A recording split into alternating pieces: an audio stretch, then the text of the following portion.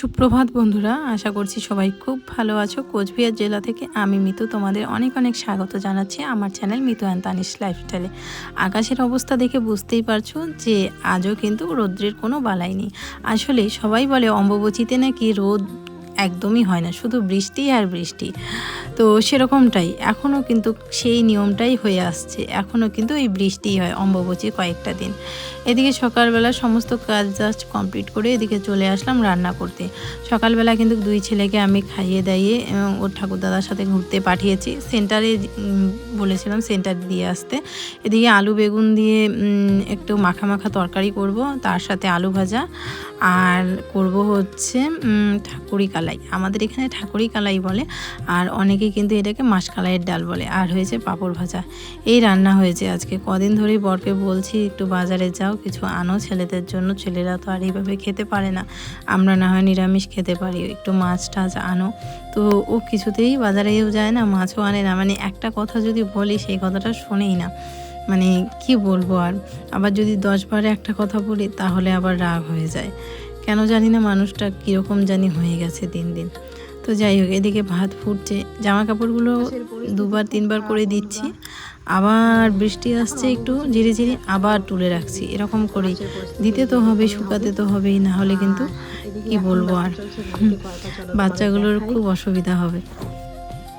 আজ অনেক সকালে উঠেছি, এখন ঘুরিতে প্রায় 8:30টার মতো বাজে। প্রায় বেশিরভাগ কাজই আমার শেষ, শুধু এখন এই বিছানাটা তুলবো আর এই রান্নাটা কমপ্লিট করবো, ব্যাস তাহলেই শেষ।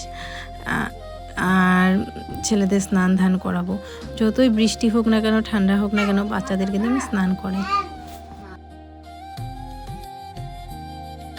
এদিকে আমার কাছ থেকে পাঁপড় নিয়ে এসে ওর দাদাকে ওর ভাই দিচ্ছি। দাদা জানো বন্ধুরা, মিতা এখন অনেক বড় হয়ে গেছে। মাঝে মাঝে এমন এমন কথা বলে না, আমি নিজে অবাক হয়ে যাই।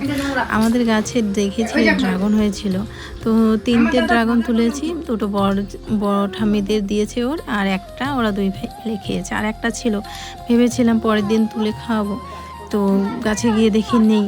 তারপরে জেঠিমা বললো ওদের শশা খেতে নাকি পাখি নিয়ে খেয়ে নিয়েছে, খেয়ে অর্ধেক ফেলে রেখেছে। তো আমি ওকে বললাম, জানো বাবা এরকম হয়েছে। তো বলে কি, আমাদের এত বড় সর্বনাশ করে দিল পাখিটা।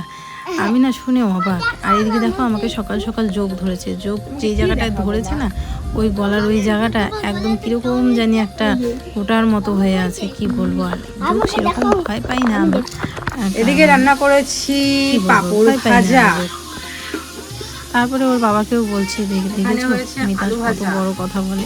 এদিকে আলু ভাজা, পাঁপড় ভাজা, তারপরে এদিকে পাতলা করে আলু বেগুন দিয়ে ঝোল রান্না করেছি। মশলা টশলা দিইনি, ভেবেছিলাম যদি বাজার যায় তাহলে মাছ আনলে এটার মধ্যে দিয়ে দেবো, বাবার জন্য অল্প ঝোল নামিয়ে। তো ওই যে গেল বলতে বলতে যায় না, তো যার জন্যই আলু ঝোলটা একটু মাখা মাখা করে নিয়েছি। এই হয়েছে রান্না। আর ওদের সবার জন্য ওই যে মাসকালাইয়ের ডাল রান্না করেছি। তো এই দিয়ে আজকের খাওয়া দাওয়া হয়েছে। ওই যে কে ডাকে, এই যে বদ্দি আসে, ওই যে বদ্দি ডাকে, বদ্দি।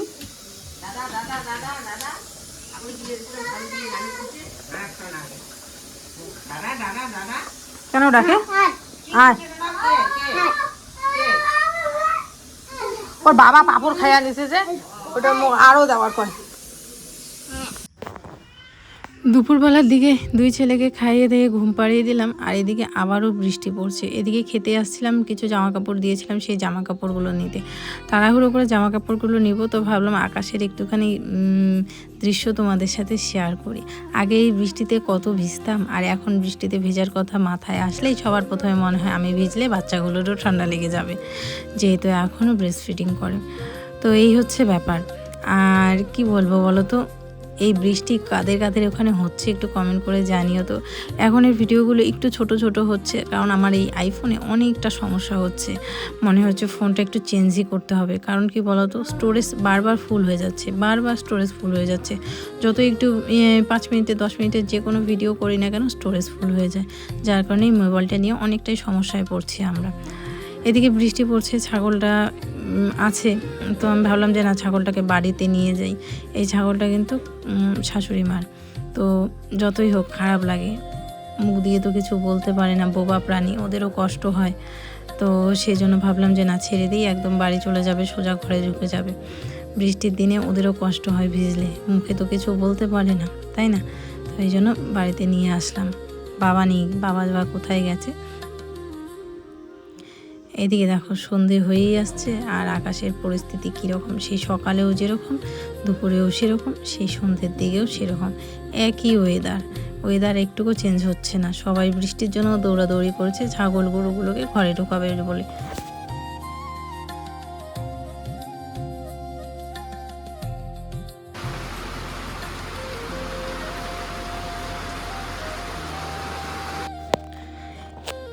এখন একটু বৃষ্টি হলে আমাদের উঠোনে বেশ জল জমে যায়, আর বাচ্চাগুলো নামতে পারে না, যার কারণে ওরা খুব বেশি খ্যান করছে কয়দিন ধরে।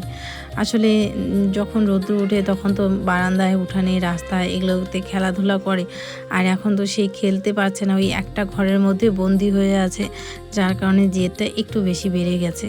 তো ঠিক হয়ে যাবে কদিন পরে, বৃষ্টিটা তো আর সব সময় থাকবে না কন্টিনিউ। আমার কাছে না কি বলতো, শীতের দিনের ওয়েদারটাই বেস্ট। কারণ কি, শীতের দিনে ভালো ভালো সবজি ওঠে, বাচ্চাও খেলতে পারে। হ্যাঁ, একটুখানি বাচ্চা কাচ্চার সর্দি কাশির প্রবলেম হয়, কিন্তু কোনো ব্যাপার না, কিন্তু শীতের দিনটাই বেশ। আর বৃষ্টি ভালো, মানে কন্টিনিউ বৃষ্টি অত ভালো লাগে না আমার। বৃষ্টি ওই রাতের দিকে হোক, দিনের বেলায় রোদ হোক, ব্যাস এটাই ভালো লাগে। আর এদিকে দেখো আমাদের এখানে বাগান বিলাসিতা যে গাছটা কত বড় হয়েছে। এটাকে আমাদের এখানে না সবাই কাগজ ফুল বলে, আর আমি এটা গেটের সামনে লাগিয়েছি। যখন আমাদের এই নতুন ঘর হয়ে যাবে, গেট হয়ে যাবে, তখন এই গাছটা খুব সুন্দর লাগবে, যদি খুব সুন্দরভাবে ফুল ফোটে তাহলে, তাই না? আর তার সাথে যে মানি প্ল্যান্ট গাছ, এরকম গাছগুলো কিন্তু বেশ ভালো লাগে। বা রাস্তার সামনে মানি প্ল্যান্ট গাছ, বাগান বিলাসিতা, ওই কিছু কিছু গাছ দেখবে গেটের সামনে দেখতেই ভালো লাগে, আর কিছু কিছু গাছ আবার বাড়ির মধ্যেই ভালো লাগে, তাই না? যদিও বা ইচ্ছা ছিল সামনের দিকে বারান্দা, কিন্তু গাছ, তার মধ্যে জায়গার অভাব, তো সেই জন্য সামনের দিকে বারান্দাটা হবে না, এই পাশে হবে না, ওই সাইডে ভবিষ্যতে ইচ্ছা আছে। দেখা যাক, অনেক কিছুই তো আমাদের ভবিষ্যতে প্ল্যানিং করে রেখেছি, দেখা যাক এখন কতদূর সাকসেস হতে পারি। এদিকে ছেলে জানলা দিয়ে বৃষ্টি দেখছে, আর এই লোহার রডটা মাঝে মাঝে কিন্তু কামড়ে ধরে, যার কারণে এটা আমি মাঝে মাঝে এই জানালাগুলো কিন্তু মুছি, বেশি নোংরা যখনই মানে হতে দিই না আর কি। আর এদিকে দেখো চারিপাশেই জল জমে গেছে, আর এইদিকে কিন্তু সবাই বর্ষাকালে জাল বসিয়েছে, কেউ ট্যাপাই বসিয়েছে, কিন্তু এবার না সেরকম মাছ আসেনি। গতবার যেরকম মাছ এসেছিল, এবছর সেরকম মাছ আসেনি। বড় ছেলে বারবারই বলছে যে মা একটু বাইরে যাবো, আমি বললাম না বাবা বাইরে যেও না, খুব পিছলা। এই আমাদের বাড়ির সামনে যে টার্নিংটা আছে না, এটাতে কত মানুষ যে পা পিছলে পড়ে যাচ্ছে কি বলবো। সাইকেল নিয়ে গেলে তো আবারও পড়ে যায়, আবার এদিকে দুই ভাই মিলে যুদ্ধও শুরু করে দেয়। অনেক সময় এমন যুদ্ধ লেগে যায়, ছাড়ানো খুব মুশকিল হয়ে যায় জানো। এদিকে শর্টের জন্য একটা ভিডিও করছিল, তো আমি ভাবলাম তোমাদের মেন ভিডিওটাতেই দিয়ে দিই। এদিকে ব্র্যান্ডের থেকে ফোন এসছে যে কস্টিউম দেখার জন্য কি করে ভিডিও করব না করব। এখন ব্র্যান্ডের ভিডিওগুলো না একদম আলাদা হয়ে গেছে। আগে যখন আমরা ভিডিও করতাম তখন অনেকটাই সহজ ছিল, এখন আরও অনেক চাপ হয়ে গেছে। তো এদিকে আমি কস্টিউমগুলো দেখাচ্ছি, একটা শাড়ি দেখাচ্ছি, মানে দুটো ড্রেস দেখাতে বললো গ্রিন কালারের, তো এই যে দেখাচ্ছি। এদিকে দেখো সবাই অম্বুবাচী ধরেছে, আমাদের এই পাশে এখন এই বছর কেউই ধরেনি, কিন্তু ওই সাইড দিয়ে দেখো কি সুন্দর অম্বুবাচী ধরেছে। আর এদিকে চারিপাশে দেখো জল জমে গেছে দোলার সাইডে। তো অম্বুবাচী কি বলো তো, রাস্তায় এরকম ঘর করে বাচ্চারা ধরে আর কি, টাকা দেয় কেউ হচ্ছে নটকা দেয়, কেউ হচ্ছে আম দেয়। তারপরে কি হয় বলো তো, ওগুলো দিয়ে যেদিন অম্বুবাচী ছেড়ে যায় সেদিন হচ্ছে পুজো করা হয়, ওরাই পুজো করে আর কি ওখানে খিচুড়ি টিচুড়ি দিয়ে। এদিকে দেখো আজ সকালবেলারও একটু ব্লগ শ্যুট করলাম তোমাদের সাথে। এদিকে দেখো কতগুলো কাপড়, এই কাপড়গুলোকে বাড়ির পিছনে নিয়ে যাব শুকোতে। আজকে একটুখানি রৌদ্র উঠেছে, সেই জন্য ভাবলাম যে আজকে যদি একটুখানি আমার কাপড়গুলো শুকিয়ে যায়। এদিকে ছেলে কান্না শুরু করে দিয়েছে, আমাকে না দেখতে পেলেই তো কান্না, জামা প্যান্ট সবগুলো ভেজা ওদের, জানো কি অবস্থা। এদিকে ওর বাবা জল নিয়ে আসলো, এদিকে ওকে গাড়িতে বসিয়ে আমি কিন্তু বাসন মাজছি। এরকমটাই করি যখন ধরার কেউ থাকে না, তখন এইভাবে গাড়িতে বসিয়ে আমি হচ্ছে বাসন মাজি, উঠান ঝাড় দিই। এইভাবে গাড়িতে বসিয়ে কিন্তু উঠানটাও ঝাড় দিলাম। এখন এই যে গাড়িতে বসিয়ে আমি হচ্ছে বাসনগুলো মাজবো, তারপরে বাবা এসে ওকে ঘুরতে নিয়ে যাবে, তখন হচ্ছে সব বাসন মাজবো, কাপড় আরও কিছু আছে ওগুলো ধোবো, তারপরে স্নান করব। সকাল সকাল স্নান না করলে না কোনো কিছুই ভালো লাগে না। এখন ঘড়িতে ওই 7:30 7:30টার মতো বাজে, স্নান ধান করে নেব। এখন তো আর পুজো দেওয়ার ঝামেলা নেই, স্নান করে বাস তারপরে এদিকে চলে যাব ঘরে খাবার বানাতে। আজকে ভীষণ খুশি, কারণ আজকে আমার রৌদ্র উঠছে, আমার 1 গামলা 2, আমার পুরো খুশি। চুপ চুপ বাবা। তো সেই জন্য কি বললাম, তো সকালবেলা ঘুম থেকে উঠে তোমাদের পরে আমি পিছনে জানি দেখাবো যে কত জামা কাপড়। আয় বাবা,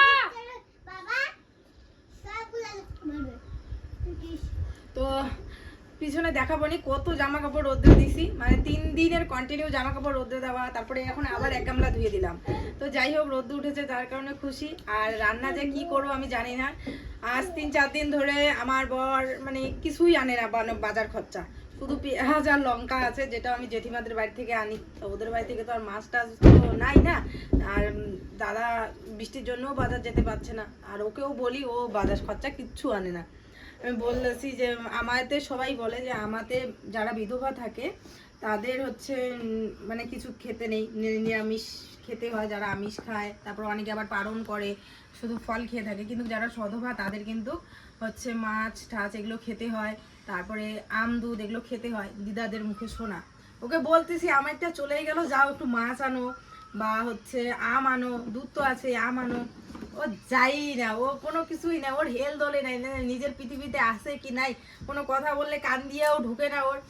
মানে খুব খারাপ পরিস্থিতিতে আছি, তো কিছু করার নেই। এখন ওই যে বাবা ডাটা তুলে দিল, তো ওই ডাটা রান্না করব, ডাটা আলু দিয়ে ঝোল করব। যদি মাছ আনে তো ওই মাছের মধ্যে ডাটা আলুর ঝোল দিয়ে দিব, আর না আনলে তো কি রান্না করব আমি জানি না কোনো, মানে আর তানিশ নিজের পৃথিবীতেই নেই। ওকে বাজারে কথা বলি বা কোনো কাজের কথা বলি, কোনো হেলদোলই নেই। আমি ওকে বলি নিজের কথা না ভাবো, কমসে কম বাচ্চা দুটোর কথা ভাবো। বেশ কয়েকদিন ধরে কোনো কথাই বলে না, আবার যদি কোনো কথা বলি মানে প্রথমে তো শোনে না, তারপরে যখন মনে হবে যে শোনেই নেই কথা, আবার যখন আবার 3-4 বার একটা কথা বলবো তখন আবার রাগ হয়ে যায়। তো সেই জন্য কিছু বলতেও ভাল লাগে না, ভয় লাগে।